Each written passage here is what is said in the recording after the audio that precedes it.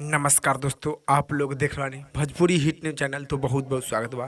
तो आप लोग के बता दें कि प्रमोद प्रेमी यादव जी के नया फिल्म के फर्स्ट लुक रिलीज किया गया है, जो कि आप लोग स्क्रीन पर देख सकते बानी। जो कि फिल्म के नाम बा तू निकला छुपा रुस्तम। जी हाँ लोग, तू निकला छुपा रुस्तम, जो कि आप लोग फिल्म के नाम और पोस्टर स्क्रीन पर देख सकते बानी। जो कि प्रमोद प्रेमी यादव जी की फिल्म के फर्स्ट लुक बा और फिल्म के नाम बा। तो आप लोग के प्रमोद प्रेमी यादव जी के फर्स्ट लुक के आप लोग के देखे में कैसा लगा, जो कि फिल्म के नाम बा तू निकला छुपा रुस्तम। ओकर फर्स्ट लुक आप लोग के देखे में कैसा लगल, आप लोग नीचे कमेंट बॉक्स में बताएं। तो आप लोग के बता दें कि प्रमोद प्रेमी यादव जी की 2 छठ गीत रिलीज कर दिया गया है। जी हाँ, जो कि 2 गाना छठ गीत रिलीज कर दिया गया है, जो कि 2020 के। तो आप लोग भी जाकर प्रमोद प्रेमी यादव जी के फैन बने तो छठ गीत भी जाकर सुन सकते बानी, जो कि एगो प्रमोद प्रेमी यादव जी के खुद के चैनल पर रिलीज किया गया है। जी हाँ भाई, तो आप लोग के जो कि इस साल के 2 छठ गीत प्रमोद प्रेमी यादव जी के रिलीज कर दिया गया है यूट्यूब पर। तो आप लोग भी जाइए सुनी और प्रमोद प्रेमी यादव जी के छठ गीत के प्यार द्वार दी। तो आप लोग अभी कमेंट दाई कि प्रमोद प्रेमी यादव जी के जो कि तू निकला छुपा रुस्तम के फर्स्ट लुक आप लोग के देखे में कैसे लगल,